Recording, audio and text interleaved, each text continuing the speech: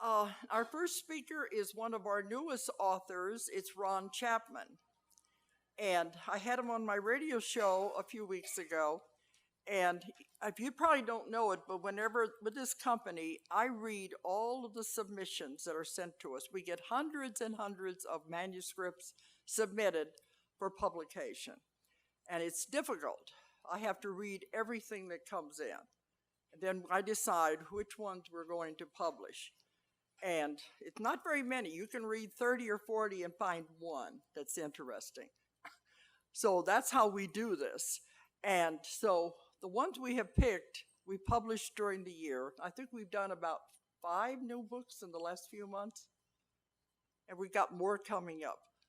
So Ron Chapman has written a book that I think is going to really help you. The book is called Seeing True. And it has to do with, I think, changing your life. But he's going to tell you more about it. In the program, he said you've heard of What the Bleep and The Secret. His goes beyond that. Really how you can look within yourself to make changes and to change your life, really. It all really begins with you. And sometimes just the way you look at things. Does that make sense? Okay, so I'm going to let him take over because he knows how to promote his book better than I do. Yeah. Do what? Oh, the radio station, I have a weekly radio show. I've had it for almost 3 years. And it's on the internet, but it's called BBS Radio. That's Boy Boy Sam, bbsradio.com. And it goes all over the world. And my time is on Friday nights. I have an hour-long show every Friday night. And when I'm not there, like tonight, they have archives. They have all the shows I've ever done are in the archives. They can be downloaded. People download them and listen to them in their car. And I'm always amazed. I'm sitting there in my front room talking to the wall, I think. And I go out places and they said, oh, we're all listening to them and we're downloading it. So it is going out there. But right before we left, there was on the email, it said, BBS Radio is shut down right now because the fires in California have caused evacuation of Paradise, California, and that's where their headquarters is. So they said the fire has made them evacuate, so there's no shows tonight, probably the next couple of nights till they get that straightened out. It's at 7 o'clock our time. And it goes out live on that, but then you can always get the backloads on the archive. So it's funny, we got water over on this part, and then we got fire out there. I didn't think about them having their headquarters in Paradise, California. So everything is a state of flux right now. Your lives are probably too. Okay, well, I want to introduce Ron Chapman, the author of Seeing True. Okay.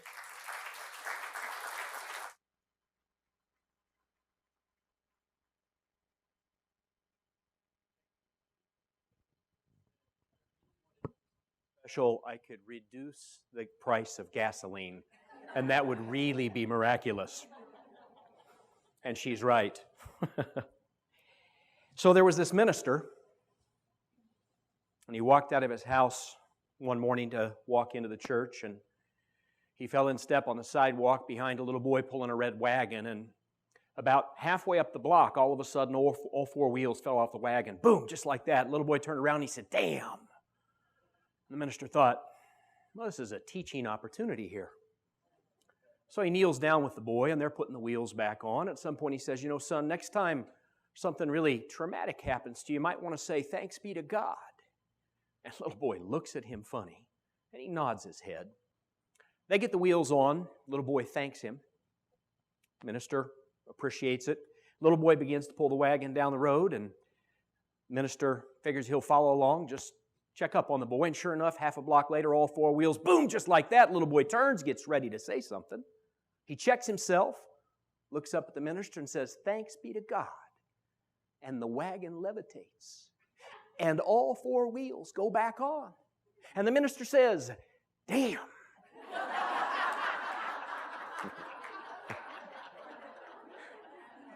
Ministers love that story. The only place I couldn't get a laugh out of it was in a Lutheran church in Minnesota. They didn't think it was funny at all. But I'm not here to talk about that. It's actually a little bit of a setup. You know, humor is a funny thing. Humor is a sign of seeing differently. It's the punchline, right? That's how humor works. There's the punchline. There's the moment when you suddenly see it all differently and you laugh. Just like the proverbial aha moment, where all of a sudden things don't look the same. And this notion of seeing true that I'm here to talk about tonight is that kind of moment. It's that moment where everything changes. And I've come to this after a number of years, and I'll talk a little bit about what's in the book, although there's a few other things I want to talk about before I talk about the book. Because I had a series of those moments where everything changed. My whole life, everything about it, all the work I do. Some people don't know that because I haven't told them all about it. Not necessary for them to understand what's happened inside me. And I began to play with this idea of how can those things be completely different in an instant? How can our perception change so that it all changes, everything? Some of you know this story because you've had this in your life. In fact, a lot of you probably have, where all of a sudden something just like that.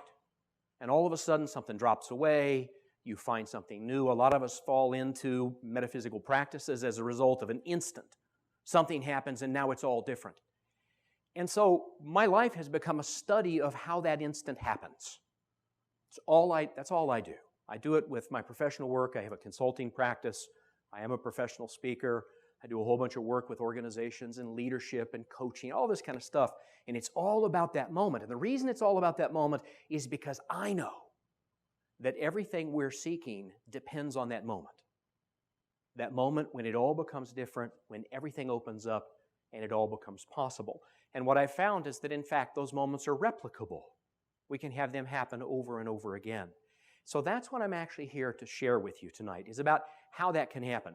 But in order for me to talk about that, I need to tell you a little bit about some of the study I've been doing. And I'm going to pass some of these around. These are yours to take. They're done up as beautifully as I could figure out how to have them done up. This is the Seeing True Flow of Spirit. I'm going to go ahead and hand a few more and you all can pass them back.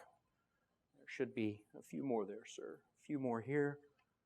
Go ahead and take one, pass them on back.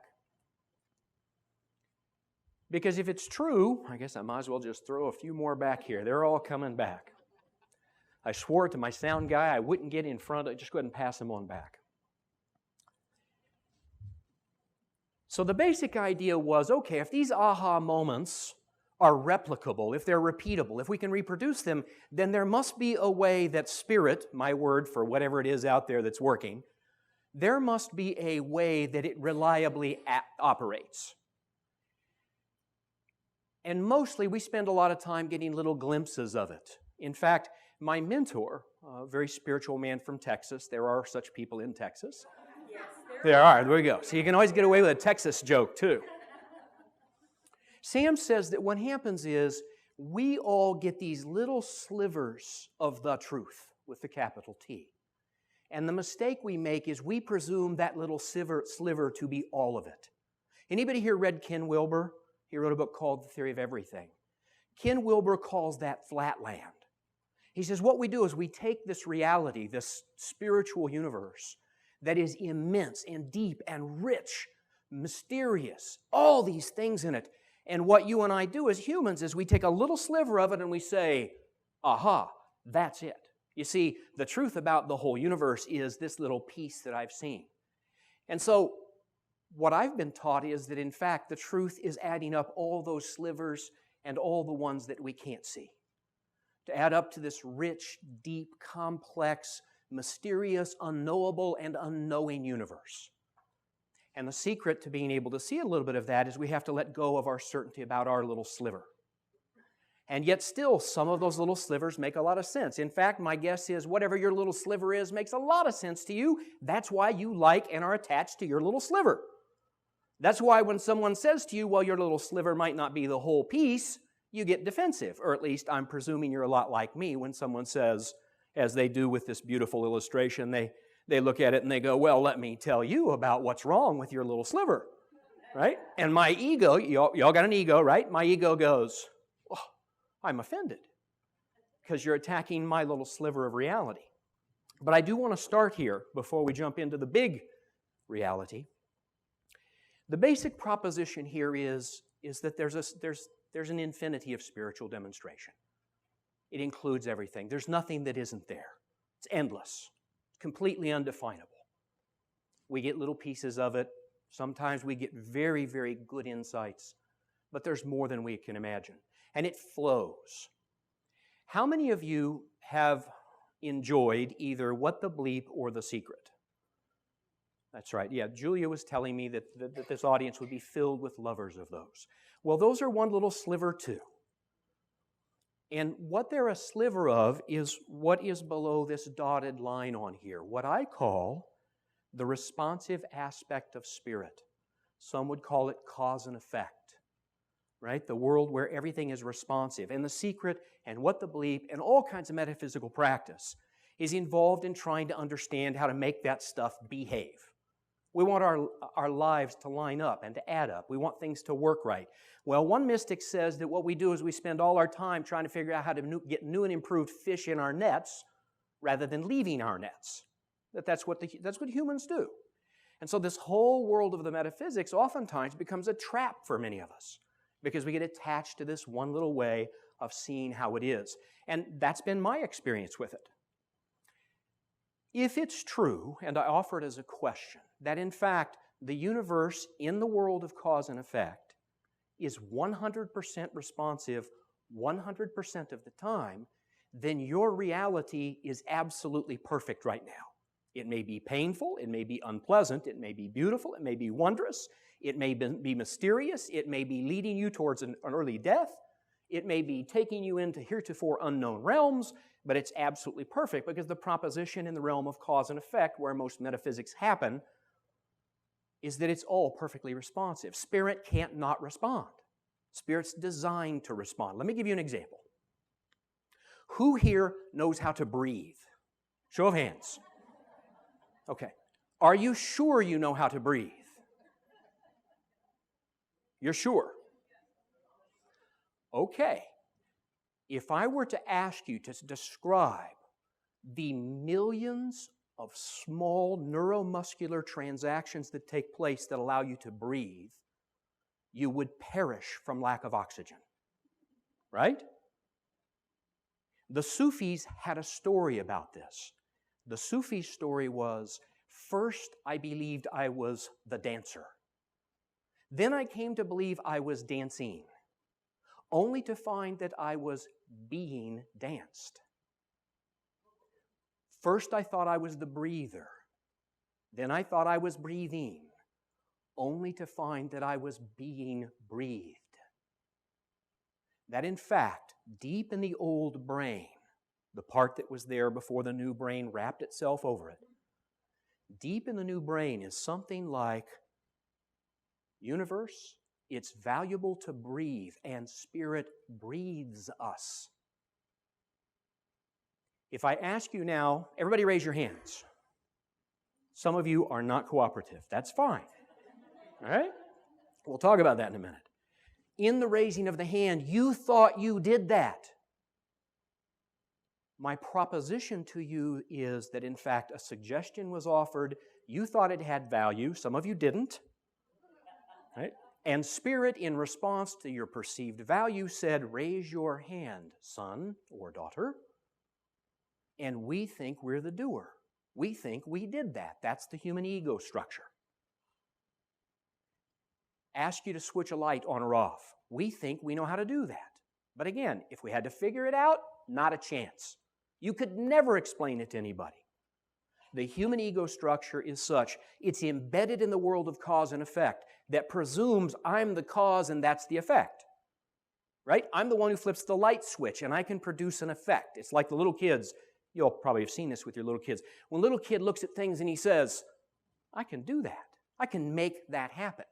That's the egoic structure coming to believe that it's the doer. It's built into the human system. So we walk around all the time, and this is called, on this diagram, Spirit's response to the unconscious. We are being breathed by a spirit that is responding to an impulse in us that we do not even know of. That's why when you go to sleep tonight, you won't die. Spirit will continue in response to deep programming, will continue to respond all night long so that you wake up tomorrow. Or you might not. Death may occur, and we don't know what that is. Whatever it is, that stimulation, that thing that causes a response, goes away. It vanishes. Spirit is response. It's happening all the time. It can't not happen as long as we're alive. It works the same way toilets work. I realize you didn't know you were going to be talking about toilets tonight. Toilets, as long as there's gravity, work. As long as there's life in our bodies, that deep programming works. Spirit responds. Spirit can't not respond. It has to, all the time. And we don't know about it. In fact, we think we're the doer. So that's a responsive universe. Now, there's another kind that a lot of us spend a lot of time with in this Spirit's response to misperception. I'm going to read you something from my book so you get a sense of what's in here. This is a story about a woman I did some work with. It's entitled Small. And by the way, the book is a journal book. It's a workbook. I present a story, a vignette, a picture.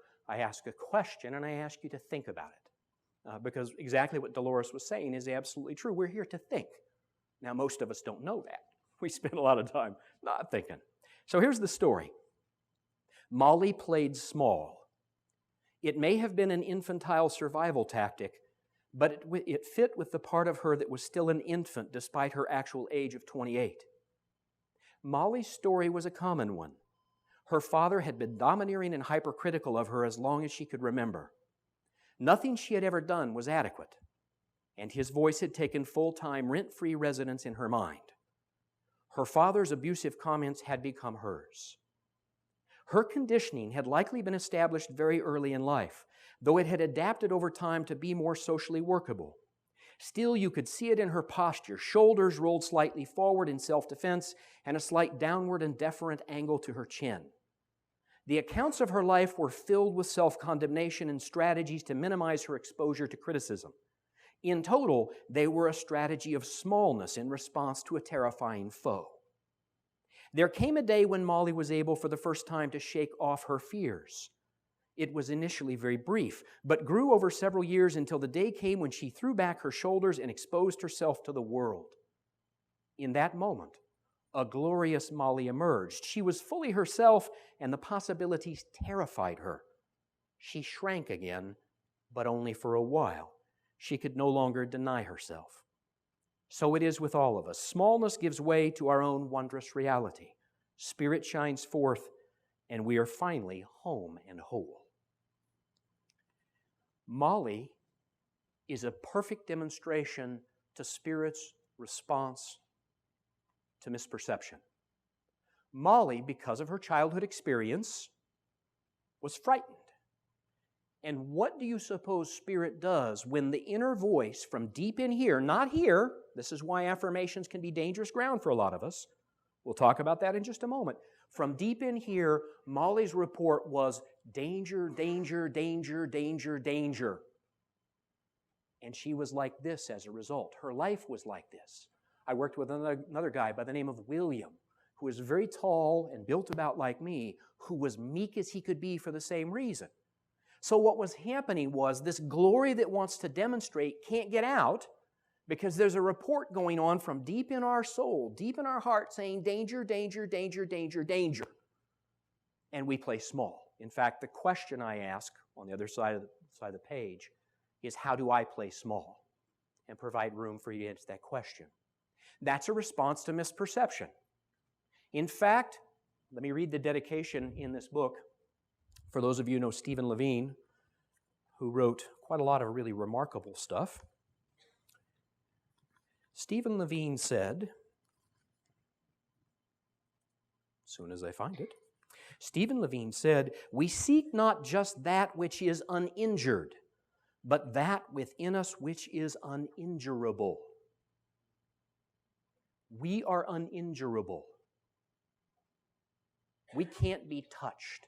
And yet the ego structure is such that it convinces us that we can be harmed. And in response to that, held deep in here, many of us play small. Spirit responds perfectly. Spirit says, okay, if you think it's dangerous, I'll help you not be exposed. That's why people who have to speak oftentimes say they'd rather die than get in front of an audience. That's fear. And Spirit says, I'll protect you. Spirit is responding. Any place you're having hardship or difficulty in your life is the response of a loving Spirit to a belief held in your heart, not in your head. Now, what's useful, anybody here do affirmations? Any of you have trouble with affirmations? It works for all of you all the time? Some of you are shaking your heads, of course not. I know that because they didn't work for me sometimes. That's because, imagine this, why would someone who has beliefs, why would somebody talk about, for example, having wealth if they did not believe that they were in poverty? So up here we're saying prosperous, prosperous, prosperous, prosperous. Down here, what do you suppose the message is? Poverty, poverty, poverty, poverty, poverty. And Spirit responds accordingly. For some of us, affirmations can be very slippery territory because every time I utter the affirmation, I'm reaffirming what's held down here. And Spirit's responding perfectly. All the time, 24/7, no exceptions. Very consistent with what was talked about in What the Bleep, a lot of metaphysical practice, is that it's all perfect response. And of course, you might want to get curious. If you're having a rocky road, you might ask yourself the question, why is that? Because if it's true, and I offer this as a proposition for you to consider, I was taught that if all I do is accept someone's ideas without hammering them out on the anvil of my own experience, I'm simply being gullible. If it's true that Spirit is responsive, 24/7, no exceptions, then whatever rocky roads we're encountering are perfect based on what's going on in there. And the only response is to get curious. Now, as we get curious, we get over here further on, Spirit's unobstructed response, right action. Now, if you've studied Buddhism, you know that right action is very, very elevated in terms of principle. Mostly my ego attaches to that. Right action is a more appropriate, you have that same experience. You were laughing, yeah. I get very attached to doing the right thing. In fact, there's these sayings about do the next right thing. Oh boy, my morality ego jumps all over that and turns into all, I've done a lot of damage trying to do the next right thing. Really, to be really honest. But as we begin to debug these things, Molly was a good example. When Molly stopped report, when she finally named that she held this fear, the fear dropped and literally you could see her posture change. Spirit drew her up in response to the diminishment of the inner report. And she did, just like you didn't have to think about laughing about that really great joke I told. A couple of you, thanks. Spirit did not need her to think, I need to pull myself. When she first stopped report, we were sitting at a table at a Wild Oats in Albuquerque, New Mexico. And when she got a look at it, literally, she went like this, without a thought. The dissolving of the held idea within us. This is the realm of metaphysics. And we spend a tremendous amount of energy trying to figure that stuff out. It's built into us. We apparently are figuring out kind of people. In fact, somebody said that because in human form, for millions of years, we have been trying to figure stuff out. That's our first response is, let me figure out how I can use this and make some things work better. So many of us, myself included, spend a lot of time in the metaphysical realm trying to get everything to line up, behave, and be proper like we know it's supposed to be. That's what I do. In fact, I have to tell you the funny story. Dolores will perhaps remember this. I hope you do, because it was a great moment for me. When I wrote my first book, I exhausted myself. I proved to myself that when you get those reports that people have been admitted to hospitals because they're exhausted, they really are. Well, sometimes they're having drug problems, but sometimes they really have exhausted themselves, because that's what I did with my first book. I went out and I was pushing it, and there came this day where I could not get off my couch. I was wasted. Truly, I was wasted. And I felt like I ought to do something, so I said, well, yeah, at least turn on the TV. And the inner response, I think it was a spiritual response, was, no, stop it. Okay, well, I'd at least get up and get something to eat. No, just sit. Well, I need to at least take a shower. No. This happened for several days. The message was, stop it. Stop it. Well, what came out of that was an understanding of what I call my performance programming. It runs someone's laughing up here. You know exactly what I'm talking about. That I must do something, I must do it well because the universe depends on me for it, which is kind of a way of elevating me to the role of God, a place I sometimes really like. So I sat, and this thing began to dissolve. And so when I got my second book done, I immediately thought, I know what to do now. I know 50 places I can take this to, and I'm gonna... And I said to myself, stop it, Ron. Stop it. That was part of my misperception. Spirit was going to give me the energy to run around and exhaust myself again. So I said, no, I'm going to leave it on a shelf. And for those of you who are writers, you know that leaving anything you've written on the shelf is a painful proposition because you want it to find a home. But I said, no, I can't do that. I've got to wait. So one day my publicist, who had been at a conference in Florida, called and said, I think I got the right place for you. Send it to Ozark. Okay, great. And then I watched my little egoic brain say, now it's time to send it out to 50 publishers and begin to blah, blah, blah, blah, blah. I said, no, stop it, Ron. One publisher. Just one. And I sent it in. And I included some suggestions on the cover art. You probably remember that, Dolores. That was my ego trying to help. Well, about 6 or 8 months passed, and I called Dolores. Finally, I said, okay, it's time to call. I called Dolores, and I said, so Dolores, Ron Chapman. She goes, we love your book. We love the content, but you know, these aren't quite your words, Dolores. You know, your suggestion on the cover art's really awful.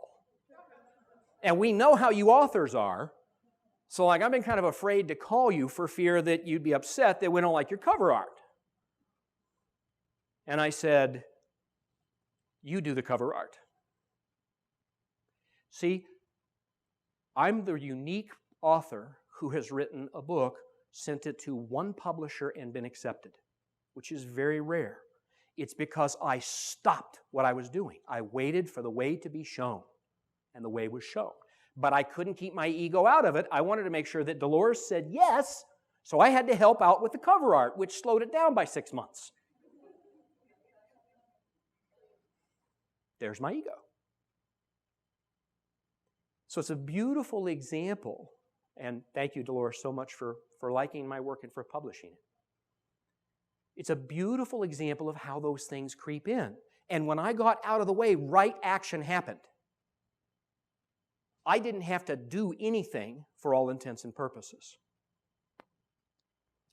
So, when we leave the realm of the responsive aspect of spirit, we find ourselves in the realm of the initiative aspect of spirit. This is the realm of miracles. This is where stuff just happens. This is where doors get opened effortlessly. Literally, where we sit and wait. Let me read you a piece here, because this one usually agitates people, which agitation is a good thing. You knew that, right? Yeah, that's how I feel about it too. Well, I don't have it handy right here, but the basic gist of this is, any of you who have studied the Course in Miracles know there's a great section in there that says, and I quote, I need do nothing. And almost everybody, when they read that, starts getting real agitated. Usually with things like saying, well, we all know that God helps those who help themselves, right? And if I don't do anything, it's like what, asking God to pop a hot dog through the keyhole? There's all these things that come up because we think we're the doer. So here's the proposition I'm here to talk about, and I'm going to tell you why my book is helpful with this. If in fact we can stop doing because we believe in cause and effect, things start happening that we could never predict, that we could never control. Miracles, remarkable things. But the only way that can happen is when we, with our egos, stop it. Seeing true takes place effortlessly in my framework. But the last thing in the world our egos want to do is stop doing things. I mean, my God, it might not turn out like we want it to. Right?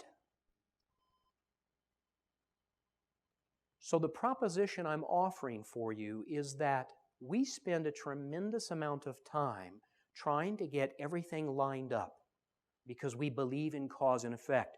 And all the mystics of the ages were talking about the realm beyond cause and effect. That was their message. That was the teaching. All mystical traditions are about moving out of the realm of cause and effect. And the amazing thing is, I haven't figured this out yet. I'm hopeful that it's going to become clear to me. I made a commitment this year I was going to start talking about this subject. Because the thing I have noticed is most of the people in mystical traditions talk from the light while we're in the swamp. Right? The human condition we're bogged down. That's where we are. That's what our life is. All that's happening all the time. All those relationship problems and kids that don't do what they're supposed to and paychecks that don't work the way they're supposed to. And then you got medical problems. We're like stuck in the swamp. And yet all the mystics of the ages talk from the light. They tell you, at worst, they tell you that your experience of cause and effect is an illusion. And most of us are offended by that proposition because my illusion hurts. Right? Yours does too, I imagine. And so I've been asking the question, consistent with this framework, why do they all teach from the light?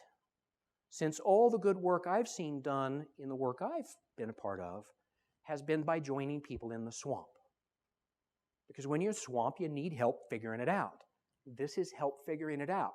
I'm here to talk today about how we get out of the world of cause and effect. We don't have to get to the initiative aspect. The initiative aspect is waiting for us when we drop this, when we, quote, abandon the self, when the egoic structure stops having a hold on us. This divine order finds us. Now, the biggest challenge is if you think you're the doer, you can see the mischief already.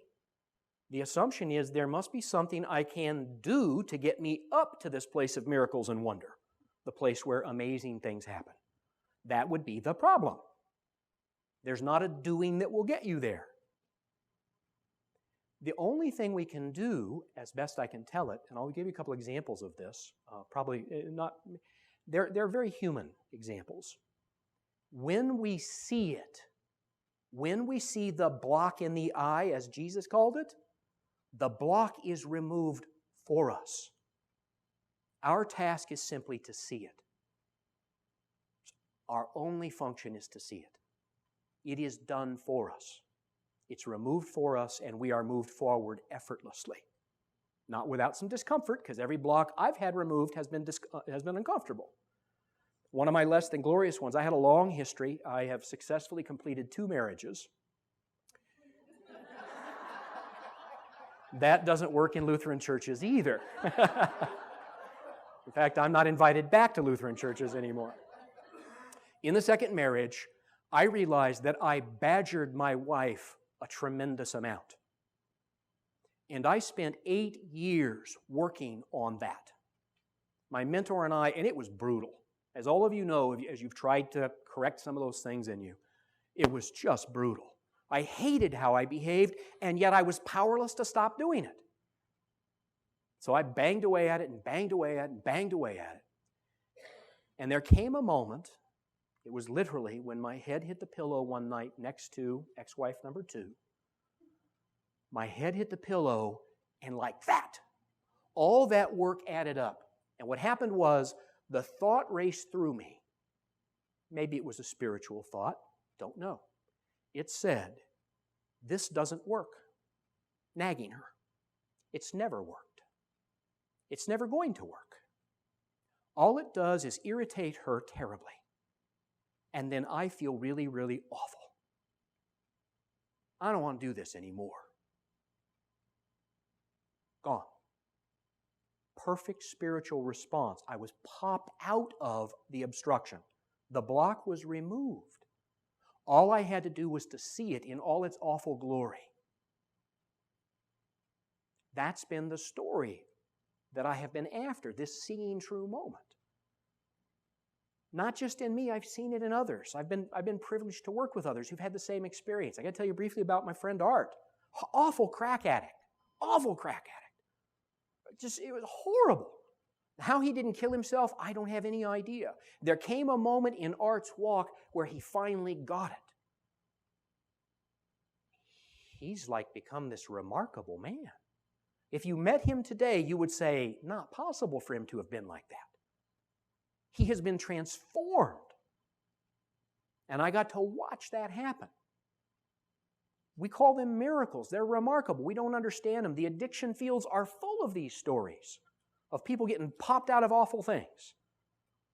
And the secret is when we get to the moment where we really, really, really, really see the truth, then Spirit moves to remove it, and we pop up the line. And if we do that enough, we find ourselves up in a place where things happen that we can't predict and certainly can't understand. So a tool like my book, Seeing True, or like some of the things we're going to talk about now, because I should have ample time to chat, because I learned something as a speaker. If all I do is talk at you, you're all going to go to sleep and you're going to get bored. So we're going to talk. We're going to interact here. That does justice to you and why you're here. Tools like this and tools like others, and people who practice healing work. A lot of you know that like physical healing, we were actually talking about y'all's practice in this. Lots of times, that's the thing that produces the catharsis that causes the thing to move, and when the thing moves, things change. It's the same, so many healing modalities. I've tried a bunch of them. Some of them worked, some of them didn't. They all ended up with things moving. Prayer worked because things moved, ultimately. Although it took a lot of prayer sometimes. So a tool like Seeing True is to get you to start asking the question, what is the block in my eye? If it's true, here's my proposition. If it's true that you are getting a perfect response from Spirit 24/7, no exceptions, the only proper response is, well, gee, I wonder how that's happening. I didn't think I was asking for this bit of hardship or this bit of difficulty, but if that's true and we start experimenting with it, we start asking the question, we start thinking, we start contemplating, meditation takes us there, and things begin to dissolve and begin to get removed, or we get these suggestions like, go see so-and-so who does craniosacral work. Right? We go and something happens over and over and over again, and eventually where that leads is out of the realm of the metaphysical, out of cause and effect. If we can let go of our attachment to the world of cause and effect, the belief that I'm the doer, which runs very deep in me, there's a whole other realm that we have available to us. And people don't talk about it a lot because we're real interested in how to make it all work. That's the metaphysical realm, and it has great value. It's a necessary part of the process. But it's not the end point. If all we do is stay in our metaphysics, we miss the next incarnation of Spirit through us. And it has the potential to change the world if we can get out of the way, which is kind of hard for me.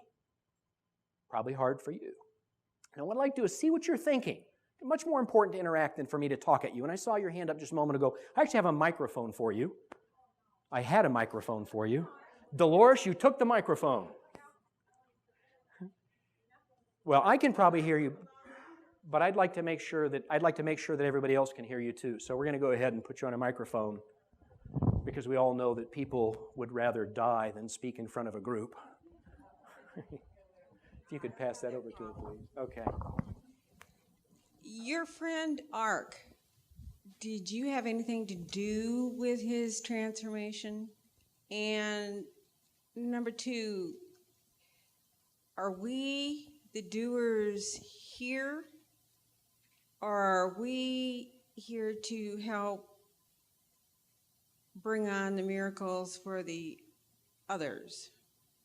Okay, let me take the first one. I would say that I had no hand in Ark's experience.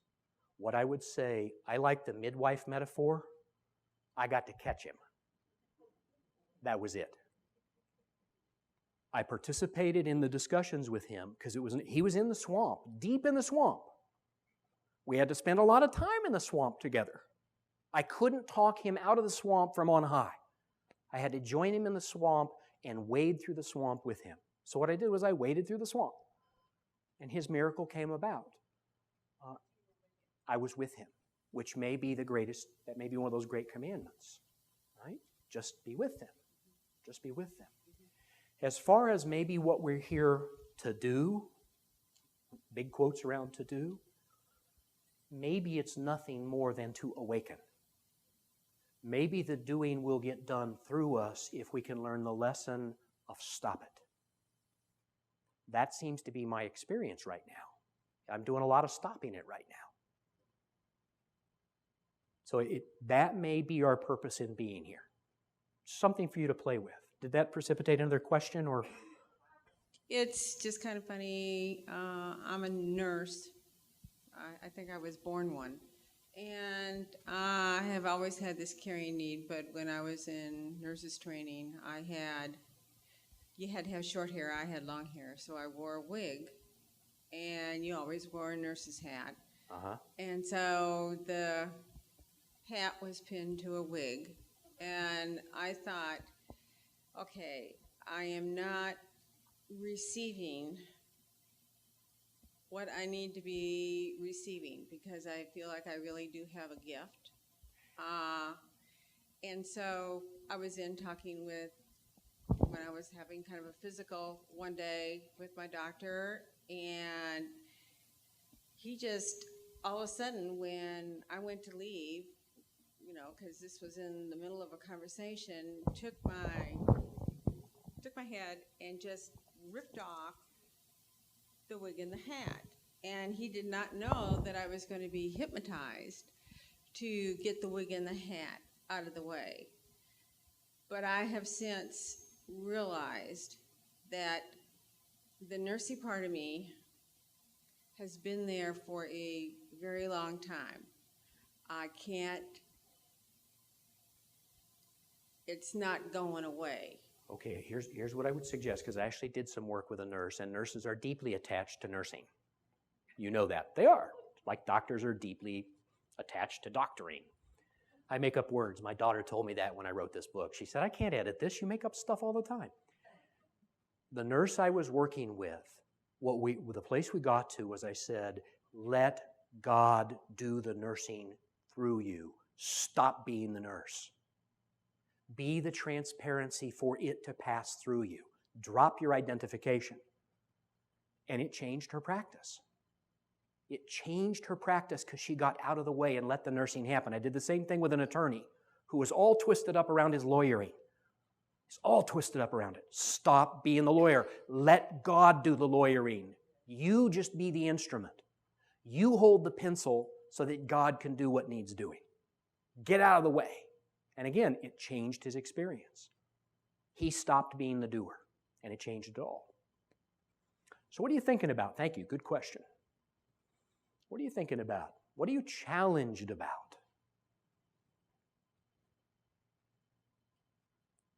What's your little brain saying, that sounds all well and fine, but I think it's nonsense, Ron?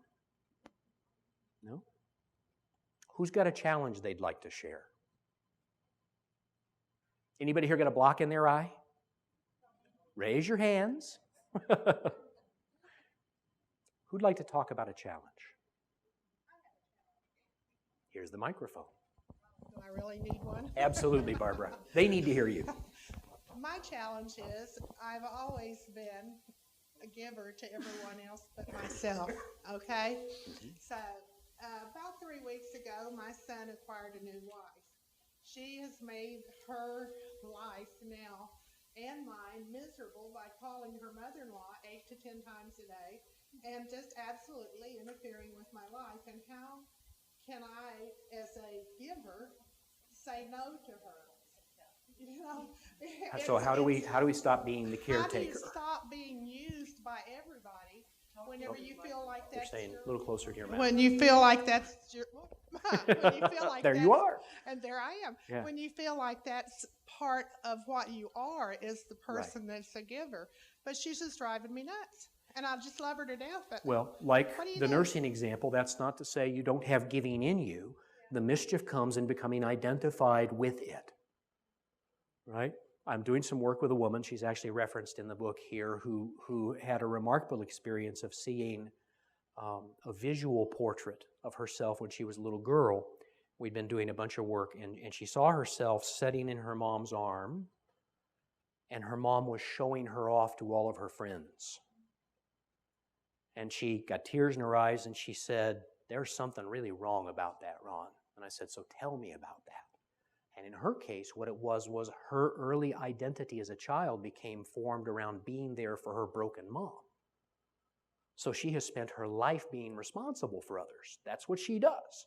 Well, up until recently, she has had to do exactly the things we're talking about to examine that, and it was held in her heart, not in her head. It was held very deeply. It was painful for her. And she needed to get it out, and she's been getting it out, and what's happening now is the most amazing thing. She and I were just talking, today's Friday, right? We were talking Wednesday. And she was lamenting how hard some of this is. And I said, "So step back for a moment and tell me about the people in your life." She goes on to tell me this story. And the story is that Spirit is delivering non-needy people into her life, and the needy people are disappearing. Formerly, she had, I don't know, a couple dozen very, very dependent people in her life. She's got 3 left. And she's got 10 people who have no needs of her. And her response was, she said, "I didn't even see that. I didn't realize that my reality..." Here's the story. When she did the work and began to get out of her way, Spirit began to reconstruct her life. And now she's being surrounded by these people who don't require her to play that anymore. But she had to do that inner work. So when Dolores was saying, this is an inner proposition, that's part of it. The block in our own eye. And the way, it's a beautiful design. Sometimes it's unpleasant. The design is, if it's not changing, you still got a block in your eye. If it's changing, the block is being removed. So if you want to know where you're at, look at whether or not it's different. If it's not different, you still got a block. It's an awful design, but it's a perfect design. If you're experiencing discomfort, it's information from Spirit, from the universe, that you got a block in your eye. And you inquire, I wonder what that block might be. So, yes, and you have a little bit of inner work to do. And by the way, don't feel bad. All of us do. All of us do. It took me about 10 years to get the performer done as it is now. And all of a sudden, I find myself doing work that I hadn't planned on doing. There it is again. That's what happens when we get out of the way. We're drawn up the curve. And the only way we can do that is by identifying the block in our eye, and it will be removed or dissolved. Who's got a question? Please. Am I understanding you correctly in that you're making an simile or a comparison of spirit to ego? I would say that ego, well, it's all spirit, so ego must be part of the design. But in fact, what I would say is that we think we're doing things that we aren't doing. Spirit, in fact, is animating everything because there's nothing but spirit. And the ego attaches to that and thinks it is the it. This is what the mystics of the ages have told us, right? About leaving the self behind. My reason for bringing this up is because essentially what you're saying is an awful lot like what Eckhart Tolle is saying in his book, The New Earth. It's very similar. And, yes. And you know, he's saying our biggest stumbling block is our ego. Yes. Yeah, the ego believes in itself to the exclusion. It attaches to itself and makes up story. We're story-making creatures. We see a thing, there's a great book called The Black Swan by a guy whose name I can never remember. He's a Lebanese guy. He says, what happens is things happen, we make up stories, and we believe our stories. Now, if you go back to that first proposition, that this universe is deep, it's rich, it's mysterious, it's undefinable. And what my ego does, my ego looks at it and goes, aha, I know what's going on here because I can manage this deal. blocks out all the rest of the possibility. He talks about like history being a construction of egos. We don't really know what happened. Anybody have this experience with their kids where you've been wondering what's going on with them because they get into whatever mischief or trouble they get into, and then one day you get to glimpse it, and if you're really honest, you go, I still don't have any idea what's going on? If you're really honest? I mean, they say that one of the great wisdoms is, I don't know. I don't know, I need help here, I can't see it.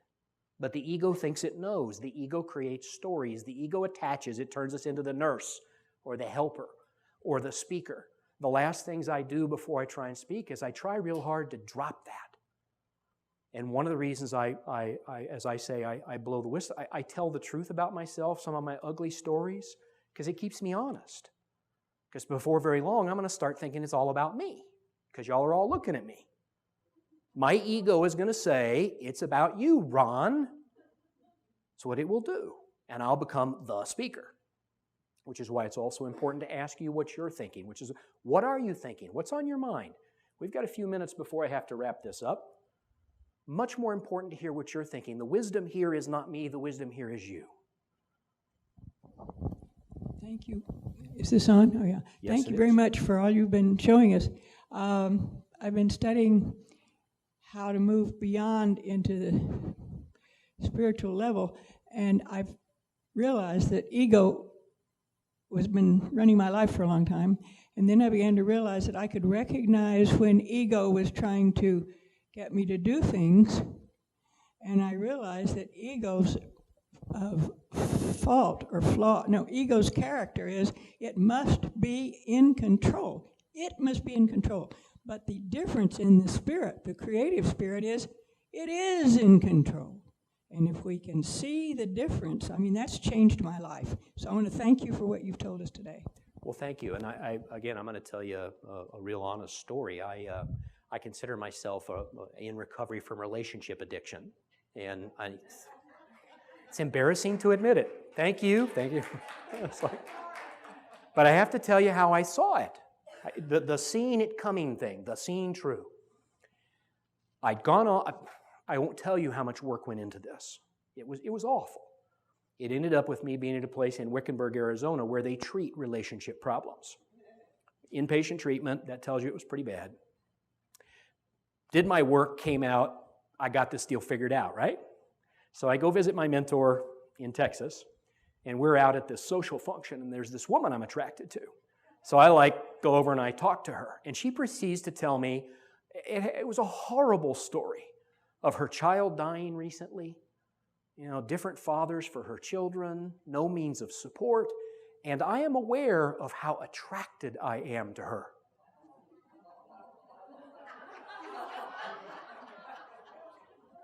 The helper you were talking about? My pattern, my relationship addiction pattern, was to choose really, really, really profoundly broken women so I could put them together so my ego could think it had performed sufficiently. So I picked in this group, it's a big social function, I picked one of the most broken women available in the city of Austin, and promptly, I could feel it in my body. I could feel it coming. And she told me this story, and I said, it's very nice to meet you, Teresa. Have a nice evening. And I went over to my mentor, and I said, let me tell you what just happened to me. And I told him the story, and he goes, so what do you want to do? I said, I think we should get out of here. This is a dangerous place. I had to see it coming. I had done it. That's why I have 2 ex-wives. That's why my history is littered with relationships that became very, very mischievous. Just littered with them. Because the only way you can play fixer is to pick someone who believes they need fixing. The more you want to play fixing out, the more they have to be broken. Okay, there you go. Yeah, I have a friend who refers to himself as he practices serial marriage. And he's up to number 9. Yeah. So, but that's, you have to feel it and see it. And it was visceral. It was in my body. It wasn't in my head. And what happened, the spiritual response was when I finally saw it, I have not been attracted to someone like that since. Try what?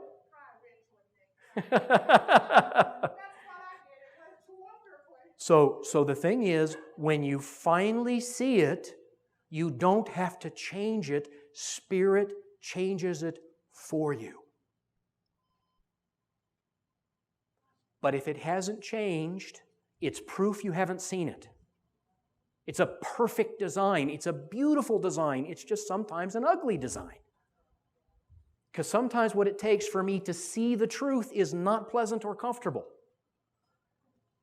But that's the way the design is. If it's a rocky road, ask the question. Somebody back here has a question. Oh, this is just to support what you're saying. I followed Deepak Chopra for several years, and I used to hear him say things that other people didn't hear, but he said there is transformation in observation. Absolutely. There is transformation in observation, and it, you know. Yeah. So I'm just reiterating what you're saying, that this is so true. Right. What supports observation is being willing to go there, to get curious. The number one take home for tonight, for me, for you, is get curious.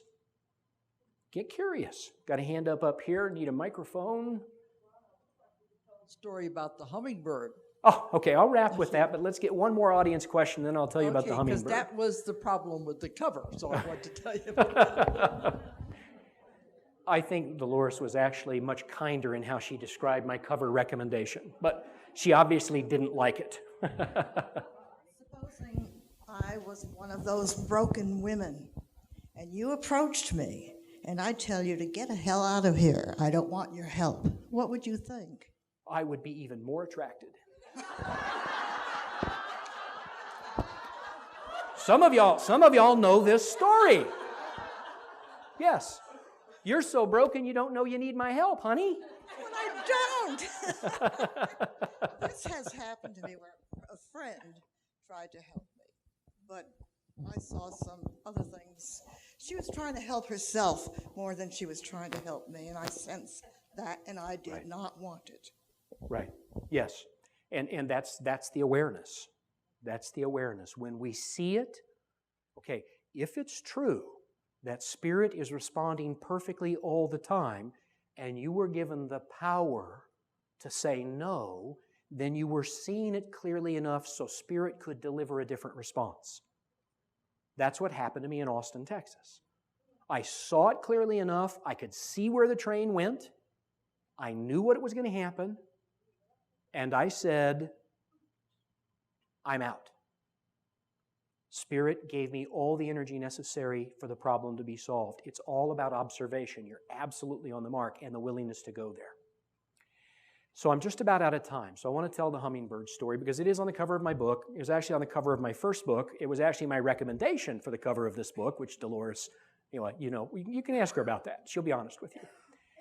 The story of the hummingbird, and it's central to all the work I do, is actually I've actually just recently moved to Greenville, South Carolina, but I was in Albuquerque, New Mexico for 18 years. And there's a story that's told in New Mexico about hummingbirds that show up on back porches and bang on windows. And for a long time, science talked about how that was aggression, because lots of times it was male rufous hummingbirds. And they said that's aggression. And then somebody did a little more study, and they found out that in some cases, maybe many cases, in fact, it was the same hummingbird that had been there last year. And it had just flown between 3,000 and 6,000 miles, nonstop, no potty breaks, no stops for food. It's in your backyard because it knows exactly where it is. It is famished, kind of like a college student coming home. It knows who's in charge of the feeder. It knows what needs doing. Knock, knock. I'm back. Get on it. Get the feeder up. I'm hungry. It's 5,000 miles later. And so my proposition in this book and all the work I do is if the divine order put that kind of a guidance system in a bird that weighs 1/4 ounce, the same guidance system that has been put in things like salmon, nobody knows how their programming works, the same thing that causes a baby to instantly apparently recognize a smile and round eyes, It is not hard to imagine that you have a perfect guidance system in you. It's not hard to imagine that at all. The only question to be asked is, what's getting in the way? What's getting in the way? That's the take-home lesson. What's getting in the way? Ego in its many forms. Get curious, see if you can get a glimpse at it. It happens all the time when we get lucky, and then when you turn it into a discipline, a practice of looking wherever the rocky road is and asking the question, if it's true that spirit is responding perfectly, and if it's true that there's something moving up the curve, better and more glorious, leading to a place where I get to just sit and be a part of the divine design, then I wonder what the block in my eye is. I wonder what's standing in my way.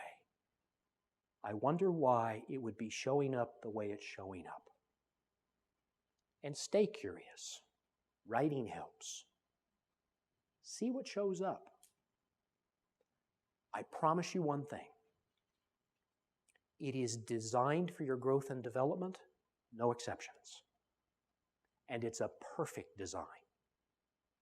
It's either moving you up to greater manifestation, or it's letting you experience the discomfort of the mischief of the ego so that you can see the block, so that it can be removed, so you can be transported. No exceptions. So as you go about these next couple days, as you run into a little bit of rough road, which I'm sure some of you will, get curious, ask the question, and see what unfolds.